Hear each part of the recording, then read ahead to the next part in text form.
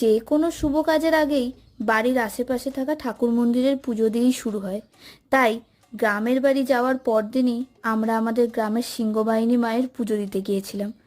উজানকে সৌম্যর কাছে রেখে আমি, মা আর পিসিমণি গিয়েছিলাম। মা সিংহবাহিনী যেহেতু আমাদের গ্রামে বিরাজমান, তাই দুর্গাপূজা এখানে হয় না। সময়ের সাথে সাথে মন্দির আর মন্দিরের কারুকার্যের অনেক উন্নতি হলেও এই মন্দির প্রায় 300 বছরের পুরনো। মায়ের মূর্তি নিমকাঠ দিয়ে তৈরি।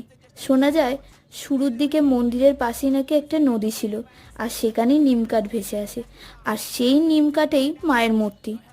আর জানেন, আমাদের গ্রাম হাওড়া জেলায় হলেও বর্ধমানের রাজা এই মন্দির আর মায়ের মূর্তি তৈরি করেন। এখনও রাজার বংশধররা পুজোর দিন মন্দিরে উপস্থিত হন, আর পুজোর সময় প্রচুর ভোগ বিতরণ হয়, তারই সব জিনিসপত্র। এই শাড়িটি আমরা মায়ের জন্য এনেছিলাম। সে মা যে রঙেরই শাড়ি পরুক না কেন, মা তো মাই।